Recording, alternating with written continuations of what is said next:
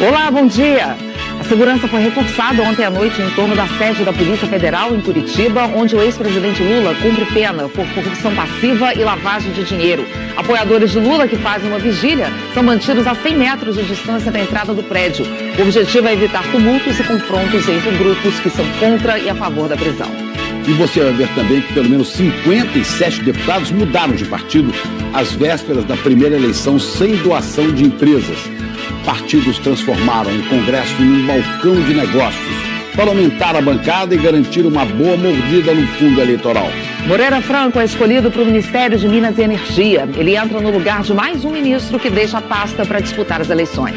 A prisão de mais de 140 milicianos no Rio de Janeiro revela a ligação da milícia com traficantes. Os suspeitos foram transferidos para o complexo de Bangu. Seguradoras se negam a fazer apólices para donos de carros em bairros com alto índice de roubos no Rio. Em Goiás, falta vacina contra a gripe H1N1 e as clínicas de vacinação estão lotadas. 6 pessoas morreram com a doença. 95% dos municípios brasileiros não têm um único leito de UTI para recém-nascidos. Os que existem estão concentrados no Sudeste. A União Europeia, a ONU e os Estados Unidos reagem às denúncias de um novo ataque com armas químicas na Síria. Esta manhã, mísseis atingiram uma base aérea do governo. Esses são os nossos destaques. E hoje é segunda-feira, dia 9 de abril. Bom Dia Brasil está começando agora. A segurança está reforçada em torno da sede da Polícia Federal em Curitiba, onde o ex-presidente Lula começou a cumprir a pena de 12 anos e 1 mês por corrupção e lavagem de dinheiro. Um grupo de apoiadores do ex-presidente se mantém em vigília a 100 metros da entrada do prédio. Isso, Ana. A repórter do Cineia Novaes está lá e nos traz outras informações. Dulcineia, bom dia. Como foi essa segunda noite do ex-presidente aí na sede da Polícia Federal?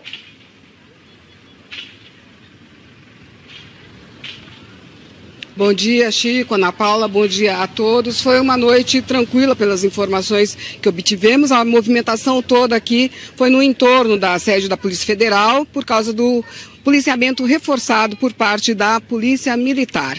O ex-presidente Lula está numa sala especial de 15 metros quadrados e foi autorizada a instalação de um aparelho de televisão. Esse aparelho já estava instalado ontem à tarde e provavelmente o ex-presidente pôde assistir à final do Campeonato Paulista, em que o Corinthians foi campeão, que é o time de Lula.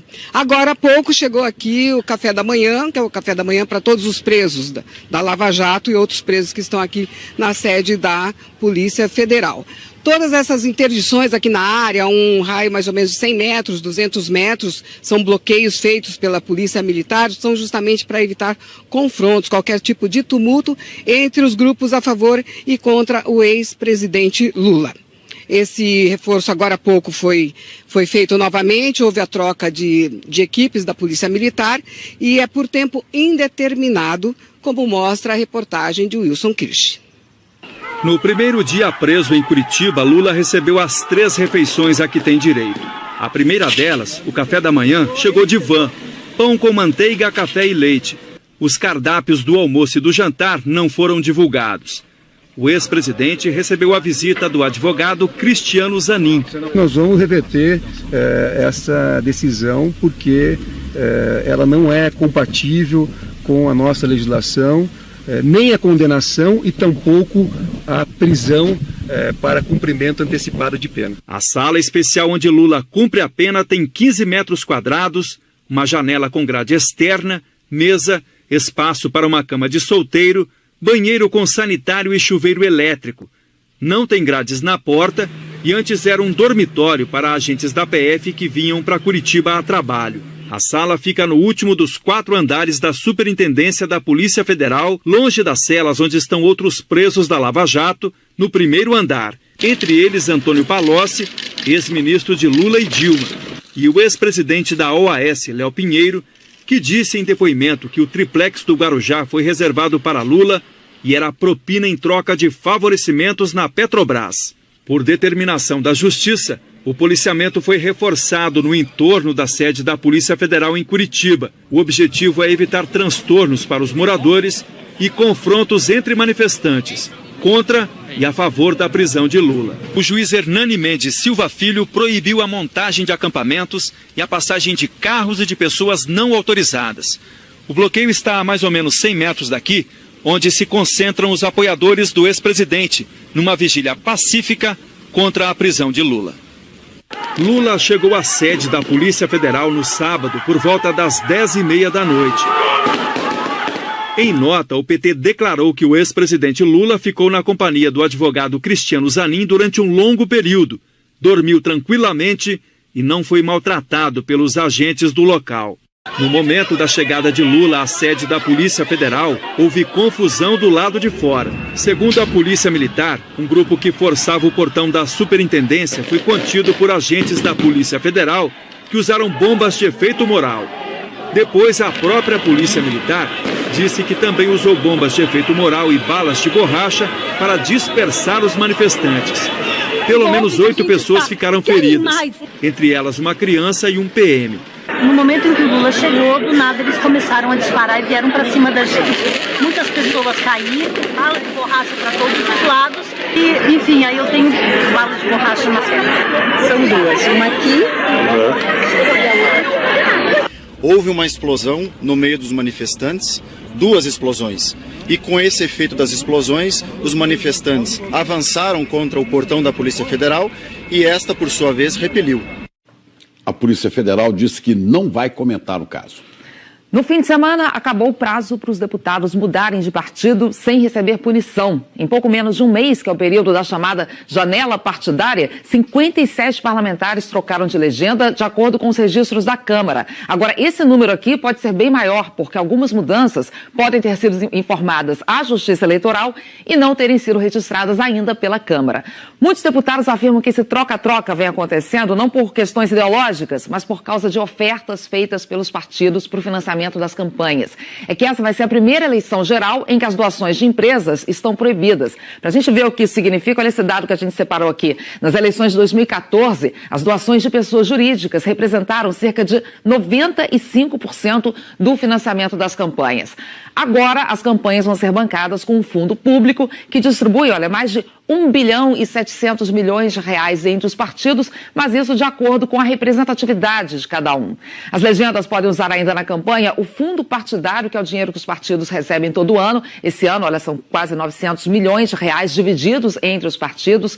Além dos recursos públicos, eles podem receber doações de pessoas físicas e os candidatos ainda podem financiar as próprias campanhas.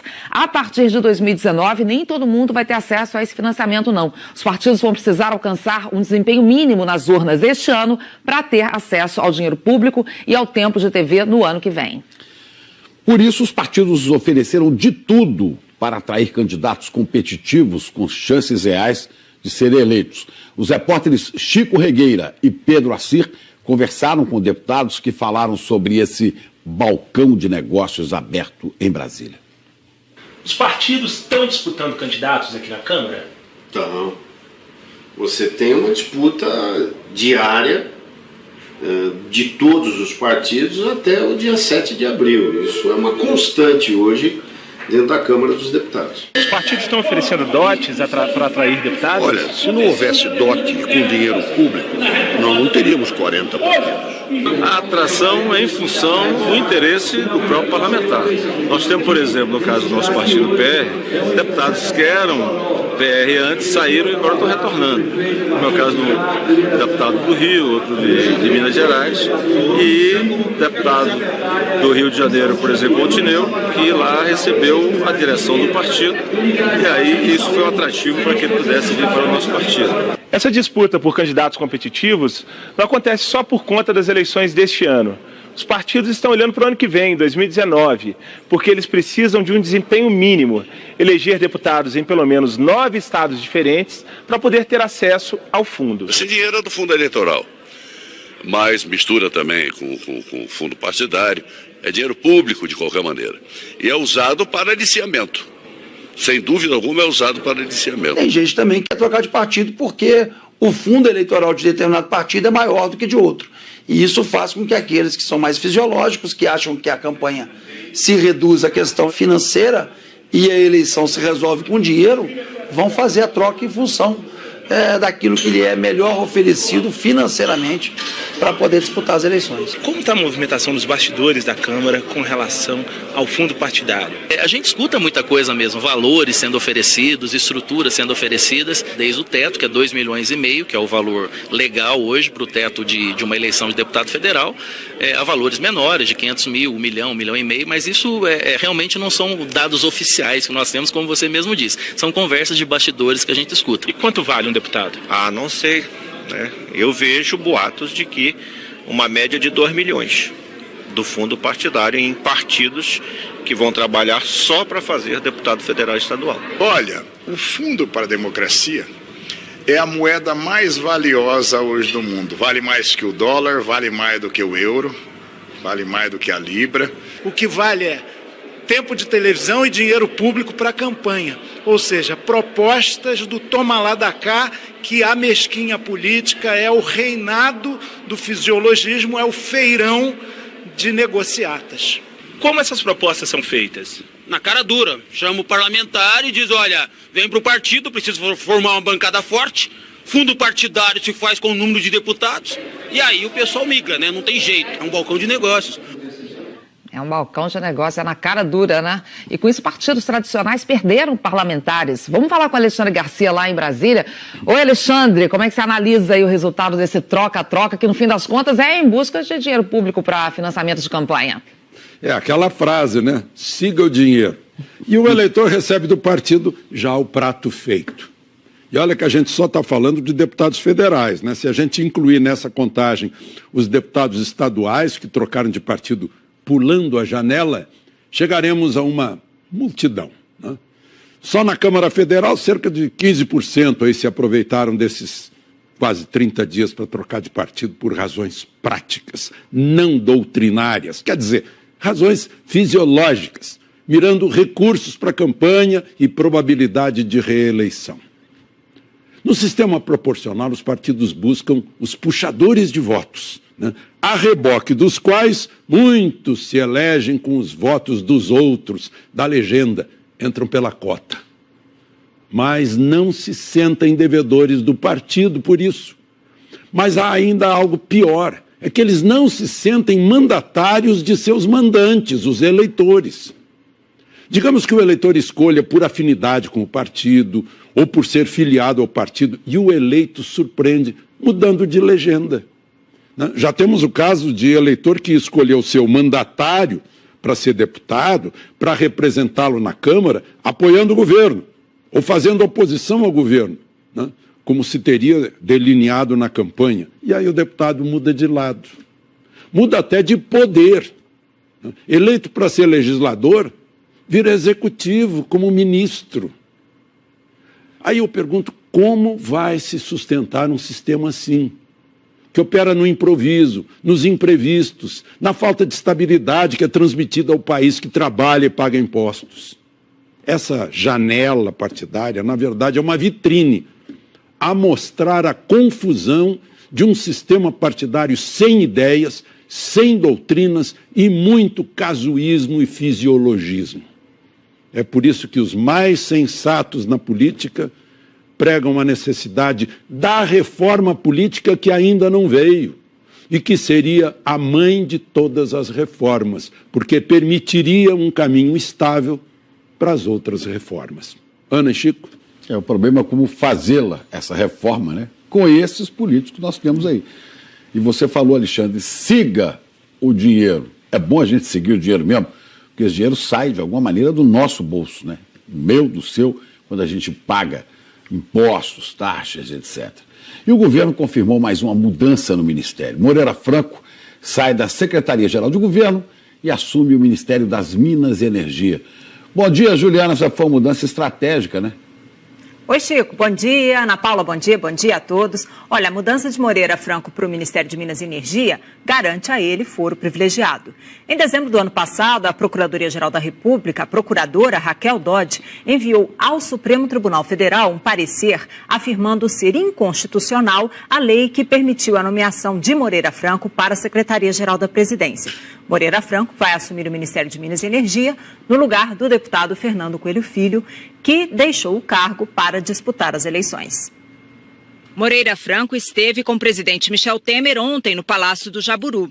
Ex-ministro das Secretarias de Aviação Civil e de Assuntos Estratégicos no governo Dilma, Moreira Franco é um dos principais aliados de Temer e participa ativamente das articulações relacionadas ao primeiro escalão ministerial do presidente. Em setembro do ano passado, Moreira Franco foi denunciado pelo então Procurador-Geral da República, Rodrigo Janot, pelo crime de organização criminosa. A denúncia, que também envolvia Temer, foi bloqueada pela Câmara dos Deputados. A nomeação para o Ministério de Minas e Energia garante a Moreira Franco o foro privilegiado. No Supremo, existe uma ação contra a medida provisória que deu a Moreira Franco o status de ministro como secretário-geral da presidência. O Palácio do Planalto não informou quem vai assumir a Secretaria-Geral da Presidência da República e como vai ficar a situação dessa secretaria. Na reportagem que foi ao ar na sexta-feira sobre a repercussão da ordem de prisão do ex-presidente Lula, demos que o deputado Alex Manente era líder do PP, mas na verdade ele é líder do PPS. Só corrigindo essa informação, Ana Paula, Chico. Tá certo. Obrigada, viu, Juliana? Até mais. Vamos falar agora da chuva que atinge o Nordeste. No Piauí, os rios estão cheios, uma barragem pode se romper a qualquer momento. Isabela Camargo já quer apostas com a previsão do tempo. Isabela, bom dia. E tem previsão de mais chuva para essa região hoje? Como é que fica por lá? Oi, Ana, bom dia para você, Chico, e bom dia a todos. Tem previsão de chuva sim, Ana. Olha, na verdade, pode chover mais de 40 milímetros no centro-norte do Piauí. É um volume de chuva de respeito e que pode complicar a vida de quem mora principalmente às margens do rio Parnaíba. Em Luzilândia, por exemplo, você vai ver, faltam apenas 60 centímetros para o rio transbordar, de acordo com as informações do Serviço Geológico Nacional. E essa previsão de chuva também é preocupante para o pessoal de José de Freitas, a cerca de 40 quilômetros de Teresina, porque a barragem do Bezerro pode transbordar a qualquer momento. Já são 3 pontos de ruptura e 200 famílias já foram retiradas das áreas de risco. Então, o que é que está acontecendo? Por que está chovendo tanto agora no Nordeste? Além da zona de convergência intertropical, essa escadinha aqui, que a gente já fala dela já há um tempão, né, e provoca chuva neste período, nós temos uma área de alta pressão que mora no Atlântico Norte, Alta dos Açores, e aí dependendo da posição dela, se ela ficar mais perto dos Estados Unidos ou de Portugal, ela acaba formando uma pista de vento mais intensa aqui para o Nordeste. Então, são 2 sistemas da natureza atuando juntos, trazendo, então, umidade para essa região. Está aqui, então, nos tons de azul, olha só, chuva em quase todo o estado do Piauí. Vou te mostrar com mais detalhes no próximo mapa. Onde está verde escuro, pode chover a qualquer momento, então até aí, mais de 40 milímetros, como já falei. Do Rio Grande do Norte, pegando todo o estado do Ceará, Piauí, então, está aqui, Maranhão, e aí vem na porção sul do Pará, parte do Amazonas, até aqui a Cabeça do Cachorro, todo o estado de Roraima, parte do Acre, norte de Rondônia, e aí a gente avança aqui para o centro-oeste, para a porção norte de Mato Grosso, Goiás, incluindo Brasília. Onde está verde claro, aí a chuva é um pouco menos volumosa, e aí vem só no período da tarde. A gente também tem chuva volumosa aqui para o sul da Bahia, por conta de outra área de alta pressão, mas aí está aqui no Atlântico Sul, a gente esquece aquela do Atlântico Norte, e que envia bastante umidade para cá. O tempo continua firme, especialmente no centro-sul, e onde o tempo fica firme, a umidade do ar cai bastante, fica abaixo de 30%. E aí, as temperaturas, vou te mostrar, elas atingem os 34 graus em Cuiabá, 32 em Belém, 29 em Palmas, no Tocantins, 31 lá para Teresina, Porto Alegre e no Rio de Janeiro, Chico e Ana, o mesmo calor de ontem. E aí, Isabela, tem alguma mudança importante essa semana no tempo? Tem sim, Chico. Na quinta-feira o tempo muda na região sul. O pessoal está precisando de água também no Rio Grande do Sul. Veja, uma frente fria bem forte, então vai conseguir romper a barreira daquela alta pressão que eu acabei de mostrar. E aí sim nós teremos temporais então no Rio Grande do Sul a partir de quinta-feira. Até lá a gente vê que a chuva vai ficar concentrada, especialmente no centro-norte do país. Chico e Ana, amanhã eu confirmo tudo para vocês. Obrigado, Isabela. Obrigada. Os 142 presos na maior operação contra milícias no Rio de Janeiro foram transferidos para presídios do complexo de Bangu. Escutas telefônicas gravadas com autorização da Justiça revelaram como a quadrilha agia, cobrando propinas e monitorando a ação da polícia. Os suspeitos foram levados para vários presídios na tarde de domingo. Os policiais montaram um esquema especial de segurança, temiam uma tentativa de resgate. Na madrugada de sábado, a Polícia Civil fez uma ação contra a maior milícia do estado. 142 homens foram presos e 7 menores apreendidos num sítio na zona oeste do Rio. No local havia uma festa para mais de 400 pessoas com shows de pagode. Ontem, durante a transferência, parentes protestaram. Meu filho é trabalhador, meu filho se formou em administração, ele foi para se divertir, não que meu filho fosse miliciano. Mas conseguimos separar os inocentes dos verdadeiros bandidos.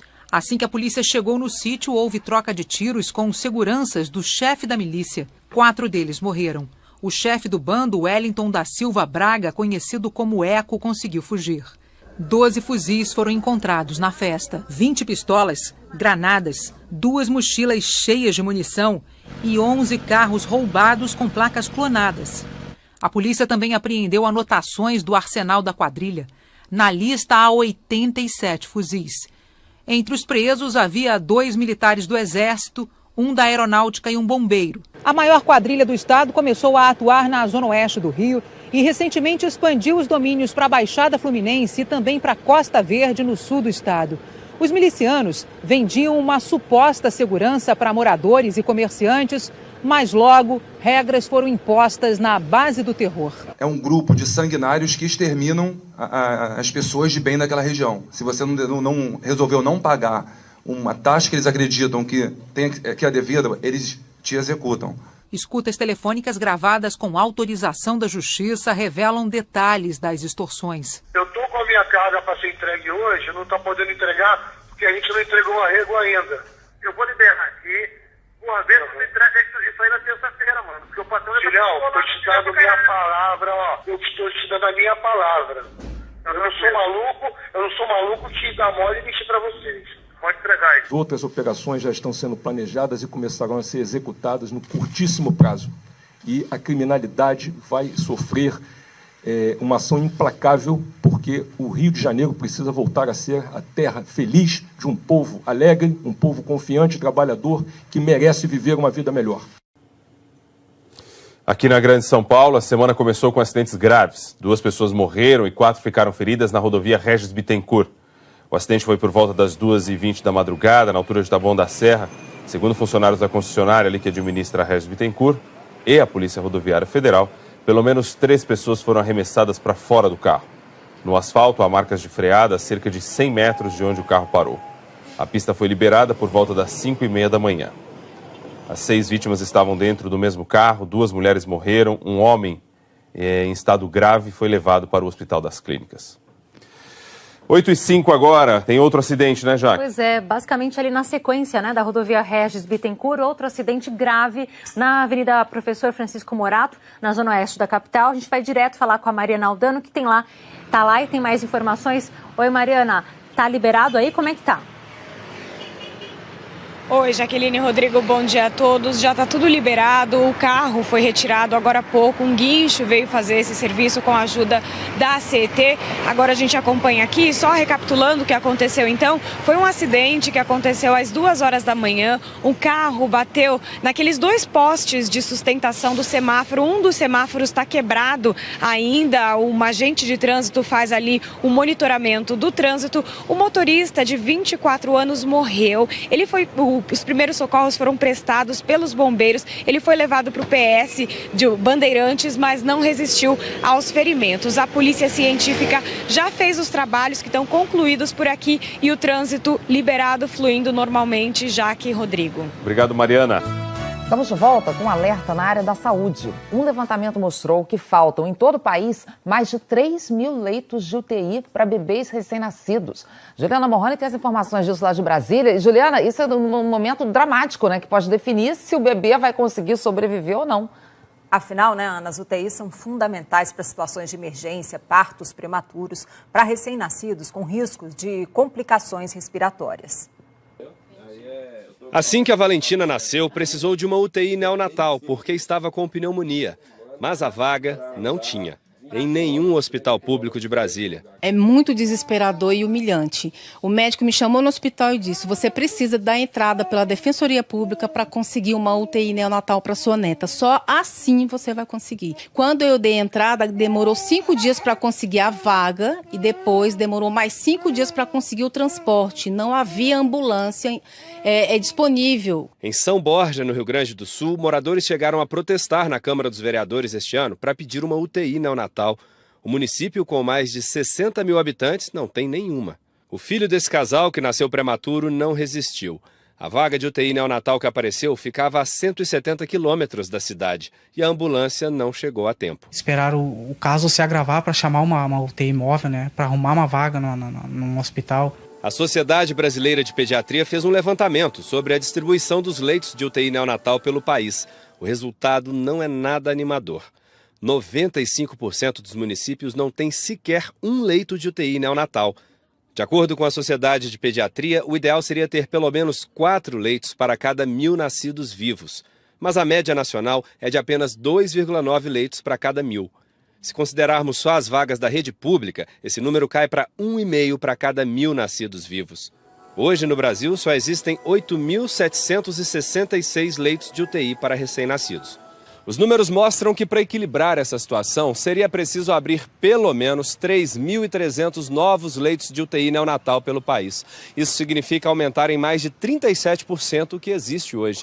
E para a Sociedade Brasileira de Pediatria, esta é uma realidade que não está nem perto de acontecer. É alarmante e é gravíssima. Quando você leva em consideração que 160 milhões de pessoas precisam exclusivamente do atendimento no SUS, o problema é mais grave ainda. Outro dado preocupante: 60% dos leitos existentes estão concentrados na região sudeste. O nordeste e principalmente o norte são as regiões menos abastecidas. Na única maternidade pública de Macapá, no Amapá, 20 recém-nascidos já morreram só este ano. O Ministério Público fez uma vistoria e constatou uma situação crítica, com superlotação e outros problemas. Medicamentos dos mais básicos faltando, as enfermarias muito calorentas, lotadas. A Secretaria de Saúde de Maceió fez uma auditoria no Hospital Universitário de Alagoas para avaliar as condições de internação dos bebês depois que trigêmeos morreram. Encontraram uma estrutura velha com forros do teto caindo. Na semana passada, o hospital suspendeu o atendimento na maternidade por causa da superlotação. Em Rio Verde, no interior de Goiás, no dia 28 de fevereiro, esta mãe estava desesperada na porta do hospital. Aguardava uma vaga em UTI neonatal para o filho havia 10 dias. É a pior coisa que eu estou passando, porque primeiro filho, a gente passar isso é ruim. A vaga não veio. O bebê morreu 3 dias depois da reportagem. O Ministério da Saúde informou que o número de leitos de UTI neonatal no SUS aumentou cerca de 10% entre 2015 e 2018. A Secretaria de Saúde do Distrito Federal informou que a rede pública tem 68 leitos de UTI neonatal em funcionamento e 9 fechados por falta de profissionais. A de Goiânia explicou que a distribuição de leitos é feita de acordo com o perfil clínico e a disponibilidade. O Hospital Ivan Goulart, em São Borja, diz ser inviável a implantação de uma UTI neonatal a curto prazo. A Secretaria de Saúde do Amapá diz que o estado tem hoje 18 leitos de UTI neonatal e terá mais 6 em breve. Vamos voltar a falar sobre aquele quebra-quebra na estação Palmeiras-Barra Funda do metrô depois do jogo entre Corinthians e Palmeiras. Os vândalos que voltavam do jogo quebraram as janelas dos trens, extintores foram jogados ali nos trilhos, ainda acenderam sinalizadores dentro da estação, depredaram várias máquinas de recarga do bilhete único. Hoje cedo a estação Barra Funda abriu normalmente, mas logo na entrada a nossa equipe já encontrou sinais ali de vandalismo. Dá uma olhada aí nas máquinas quebradas, ó. Aí sobra para os passageiros, né, que já começam a semana sem conseguir recarregar os bilhetes e sem falar aí da dificuldade, sobretudo na zona leste de São Paulo, de embarcar nos trens por causa de vagões a menos. 8h18, Jaqueline Brasil aqui. Pois é, e vamos lembrar também que mais cedo algum passageiro ali acabou apertando o botão para abertura de portas de um vagão do trem quando passava bem na altura da estação Bresser, também da linha 3 vermelha, e acabou dificultando. Agora, segundo o metrô, tá tudo ok. A gente, inclusive, olha aqui no nosso mapa também como é que está a situação das linhas da CPTM do metrô, todas verdes, funcionando nesse momento. Daqui a gente pula para os corredores de ônibus, Rodrigo. Dá uma olhada como estão são todas vermelhas, eu até destaco aqui a Zona Sul, que é onde está a pior situação. Então, quem está pegando ônibus agora, por exemplo, saindo da Avenida Interlagos, da Yervan Sajiquian, ali também da Rodovia dos Imigrantes, continuando pela Engenheiro de Armando Arruda Pereira, também ali pela Ponte do Socorro, vai encontrar a lentidão aí pelos corredores, tem que ter um pouquinho aí de paciência, né? Vamos para as nossas câmeras, então, para mostrar o melhor caminho para você. A gente sabe que algumas vias, eu acho que eu tenho que... Ai, peraí, deixa eu ver aqui, vou voltar aqui, vamos lá. Tirar os corredores. Vou fechar. O trânsito começando a ficar mais complicado aí, como sempre. Vamos zerar tudo, aí agora a gente volta como se nada tivesse acontecido. É isso aí, ao vivo é assim mesmo. Vamos direto para 23 de maio, corredor Norte-Sul, Rodrigo. Tá aí, ó. A gente mostra como é que tá o caminho. Aqui, ó, lado direito para quem vai em direção ao aeroporto, em direção ao parque, e do outro lado no sentido da região central e zona norte. É aquele trânsito carregadão, mas vai fluindo bem. Daqui da 23, vamos direto para a Avenida dos Bandeirantes. Olha só como é que tá. Quem sai da rodovia dos Imigrantes em direção Marginal Pinheiros é o trânsito mais carregado. Sentido Imigrantes está tudo bem. E a voltinha aqui para pegar o corredor Norte-Sul, né, Rodrigo? Com trânsito lento. A nossa câmera está dando algumas paradinhas agora. Por exemplo, nesse momento ela está travada, mas deu para observar que o trânsito está ruim por aí. Aí a gente sai aqui da Avenida dos Bandeirantes e vamos dar uma olhadinha na zona leste da cidade. Você que está na Anhaia Melo, quer saber como é que está o seu trajeto aí? Quem sai da Salim Faramaluf, pega a Anhaia Melo em direção ao viaduto Grande São Paulo, vai encontrar o trânsito lento. Tá tentando ver se passa algum trem por aí? Na 15 Prata, que agora está um pouquinho mais extensa, né? Desde a Vila Prudente até um pouco mais lá atrás, na altura da Vila União. Aí a gente pula para o Waze. Vamos mostrar alguns caminhos que estão complicados para você? Olha só, tanto a rodovia Ayrton Senna quanto a rodovia Presidente Dutra, desde cedo, né, Rodrigo? A gente vem mostrando com trânsito lento. Tá vendo que aqui acabou de aparecer um acidente, logo depois da rodovia Fernão Dias, ali na altura do 227. As duas rodovias estão muito ruins. Eu até dei uma olhadinha anteriormente para saber qual é o melhor caminho. Mesmo a Dutra estando tão vermelha, ainda é opção, tá? Você vai levar 1 hora saindo ali do Arujá até a chegada à Marginal Tietê, tá? Inclusive no Trevo de Bom Sucesso também com trânsito lento. É isso. Valeu, Jaque. Obrigado. Uma bela dona atualizada aí ao cenário da manhã. Obrigado. Viu? A gente vai para o intervalo. Já vamos mostrar que 6 pessoas morreram em Goiás com suspeita da gripe H1N1.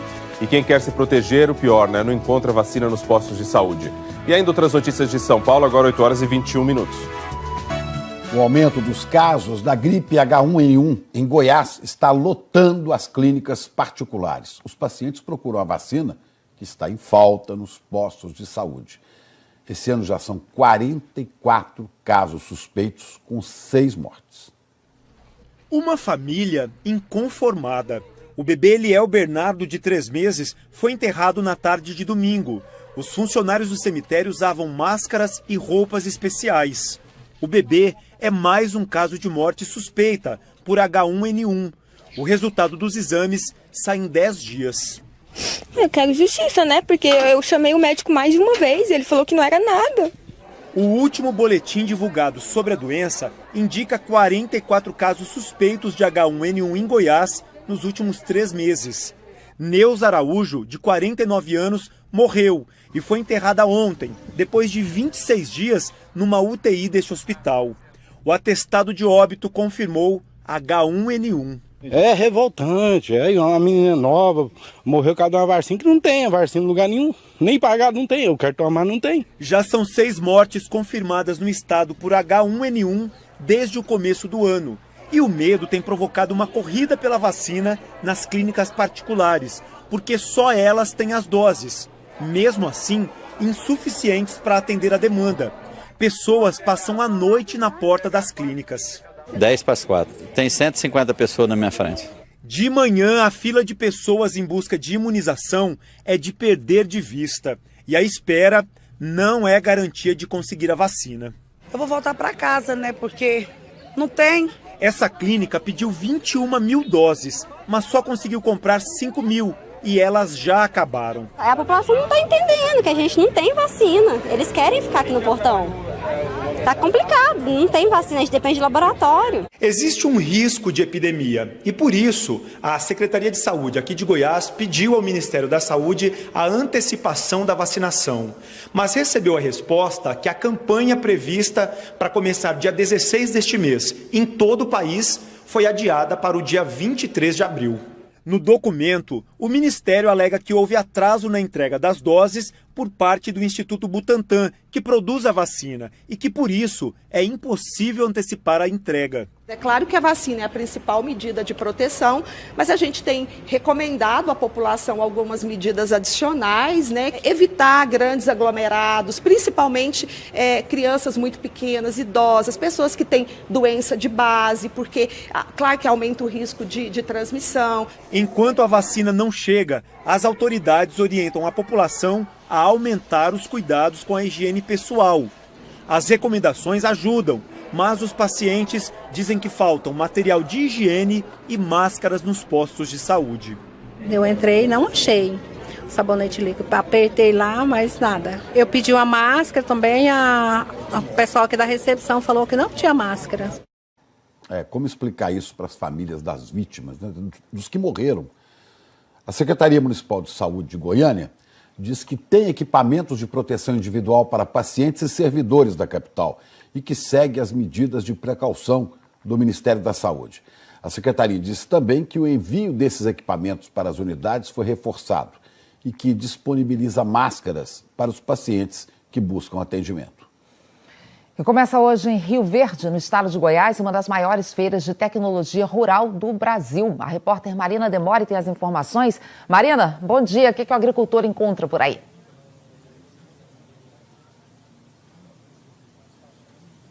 De tudo que ele precisa, viu, Ana? Bom dia para você também e para todo mundo que nos acompanha. De máquinas agrícolas superpotentes a produtos de combate a pragas, por exemplo. Quem visitar a Tecnoshow vai poder conhecer de perto as novidades do mercado que prometem otimizar a vida no campo. E no setor que vem batendo recordes a cada safra, a produtividade é uma das grandes preocupações do agricultor. Por isso a gente está aqui nessa área de amostragem de grãos. A mini lavoura que foi montada é de uma variedade nova de milho que promete render pelo menos 50 sacas a mais por hectare de milho do que as tradicionais. E olha só, isso não é tudo, viu? Ainda tem muita coisa para ver. O visitante que vier aqui vai contar com mais de 550 estandes. E são esperadas aí pelo menos 100 mil pessoas até o final do evento. A organização está bem otimista. Os organizadores acham que os produtores vêm mesmo com muita vontade de investir. Tanto é que a expectativa é aí de uma movimentação de pelo menos 2 bilhões de reais até o final do evento. Ana, Chico... Obrigado, Marina. Estamos de volta com o noticiário internacional agora. A Síria acusou a aviação israelense de estar por trás do ataque a uma base militar hoje de manhã. O Pedro Vedova tem os detalhes. Pedro, bom dia. É uma guerra que não para de produzir atrocidades, né? Agora temos mais esse capítulo. Bom dia, Ana. Bom dia, Chico, para todo mundo também. Olha, antes desse bombardeio, os Estados Unidos e a França tinham prometido uma resposta forte a um novo ataque químico contra civis na Síria, mas os dois países negaram o envolvimento num bombardeio de hoje. Mísseis caíram sobre a base aérea militar do governo sírio, conhecida como T4, perto da cidade de Homs. O Observatório Sírio de Direitos Humanos afirma que combatentes de várias nacionalidades, inclusive do Irã, teriam morrido nesse ataque. A TV estatal síria disse que os mísseis partiram de caças de Israel que sobrevoavam o espaço aéreo do Líbano. O governo israelense não se manifestou, só que já admitiu anteriormente ter atacado posições na Síria da Guarda Revolucionária Iraniana e da milícia libanesa Hezbollah, que tem o apoio do Irã. Mais cedo, a Rússia, aliada do ditador Bashar al-Assad, tinha alertado sobre sérias consequências se países ocidentais reagissem com bombas ao ataque químico. Esse bombardeio bárbaro contra civis perto de Damasco vai ser discutido hoje numa reunião de emergência do Conselho de Segurança da ONU. Crianças que não conseguem respirar e adultos desesperados que tentam reanimá-las ou lavar dos corpos qualquer resquício do que se supõe serem armas químicas. Aqui as crianças fazem nebulização. Esses vídeos foram postados nas redes sociais e teriam sido gravados na cidade de Duma, perto de Damasco, que hoje está controlada pelos rebeldes, que querem depor o governo de Bashar al-Assad. Nesse outro vídeo, com imagens muito fortes, um andar inteiro de pessoas que já perderam a vida. Um comunicado da Organização Médica Sírio-Americana e do Serviço de Defesa Civil dos rebeldes, da oposição ao governo, diz que 49 pessoas morreram nesse ataque, que teria sido no sábado. O comunicado diz também que mais de 500 pessoas apresentaram sintomas de envenenamento. As imagens teriam sido gravadas numa clínica de emergência na cidade que agora está cercada pelo exército. O governo da Síria nega que tenham sido usadas armas químicas e acusa o grupo rebelde Exército do Islã de fabricar esses vídeos para causar comoção internacional. Agora, o presidente Donald Trump não teve dúvida. Cravou numa rede social que esse foi um ataque químico. Escreveu também que a área da atrocidade está isolada pelo exército e que ninguém consegue entrar. Ainda culpou o presidente russo Vladimir Putin e o Irã, aliados do governo sírio, e chamou o presidente sírio Bashar al-Assad de animal. E terminou sugerindo que pagariam um preço alto. Da última vez que imagens desse tipo foram divulgadas, em abril do ano passado, Trump ordenou um ataque com Tomahawks a uma base militar síria. Isso foi depois que 86 pessoas morreram em Han Shaykhun, num suposto ataque com gás sarin. Donald Trump atribuiu ao governo de Assad, que nega até hoje. No Vaticano, o Papa Francisco disse que nada pode justificar o uso de tais dispositivos de extermínio contra pessoas e populações indefesas. Países membros do Conselho de Segurança da ONU pediram uma reunião para hoje aqui em Nova York. A União Europeia pediu uma resposta imediata da comunidade internacional. O ataque veio depois de um mês de ofensivas do governo sírio, apoiado pela Rússia, para tirar do controle rebelde áreas do leste da capital Damasco. E no Japão, houve uma série de terremotos na madrugada de segunda-feira, domingo à noite, aqui no Brasil. O tremor de magnitude 5,8 foi a 12 quilômetros de profundidade e atingiu a província de Shimane, perto da cidade de Hiroshima. As autoridades alertam para o risco de réplicas fortes do tremor nos próximos dias. De volta ao Brasil, você tem acompanhado, né? Nós temos falado aqui sobre o aumento no número de roubo de carros, sobretudo na cidade do Rio de Janeiro. E aí várias empresas estão se negando a fazer seguro para quem mora nos bairros mais, digamos, violentos. As que fazem o seguro jogam o preço lá em cima. O Bom Dia Brasil pediu o orçamento do seguro de um carro popular. 5 seguradoras participaram do levantamento. Na Pavu, na zona norte do Rio, o valor do seguro chegou a R$ 5.700, enquanto no Leblon, bairro da Zona Sul, onde o índice de roubos é um dos menores, sairia por R$ 1.500. 3 seguradoras se recusaram a fazer apólice para os bairros com os maiores números de roubos no Rio. Agora a previsão do tempo, 8h38, uma atualizada com a Isabela Camargo. Bom dia. Tudo bem, Rodrigo? Bom dia para você. Rodrigo, o céu está com bastante névoa, mas as informações da previsão do tempo do nosso meteorologista é que essa névoa já vai embora. Tá bom. O que ajuda a gente botar fé nisso, acreditar que este céu já vai abrir, é que realmente, se a gente olha pelas imagens de satélite, as áreas de estabilidade estão longe do estado. As nuvens de chuva que podem realmente estragar aí, né, algum plano em áreas mais abertas. A gente tem uma área de alta pressão do lado de lá, outra do lado de cá, e esta área de alta pressão aqui no oceano está provocando mais umidade só aqui na faixa leste. Não tem força para chegar aqui no interior. E aí, onde não chove, a umidade cai bastante. Então, a gente vê esse azulzinho aqui só por conta dessa umidade do ar. Aqui na capital, a previsão é de 28 graus, então o sol já vai aparecer e a umidade do ar deve cair. Tá bom, deu para então. entender? Vamos lá. Agora, nos próximos dias, nós teremos o tempo firme, não temos previsão de chuva até a sexta-feira. Valeu, Isa. Muito obrigado. Amanhã. Até mais. Tá certo. Com isso, então, a gente vai encerrando o Bom Dia Brasil dessa segunda-feira. Semana só começando. Amanhã estamos de volta, pessoal. Isso aí, vamos nessa. Olha, aqui em São Paulo, a Justiça Federal vai ouvir daqui a pouco, a partir das 9 horas, testemunhas do processo que apura se os irmãos Joesley e Wesley Batista, donos do grupo JF, usaram informações privilegiadas da delação premiada para manipular o mercado. Os dois acompanham todos os depoimentos e serão interrogados depois das 10 testemunhas convocadas para este mês. Uma boa semana para todos, boa segunda e até amanhã.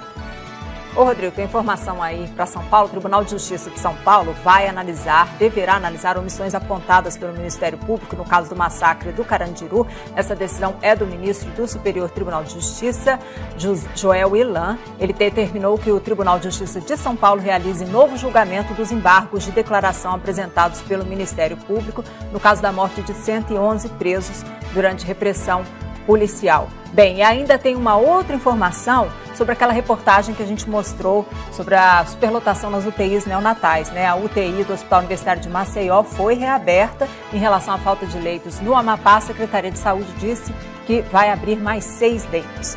Ótima semana para você. O Papa falou no discurso hoje que é fácil entrar na corrupção. Ele disse que tudo é um grande negócio hoje em dia e prevalece a ideia de que eu dou para que alguém me dê de volta.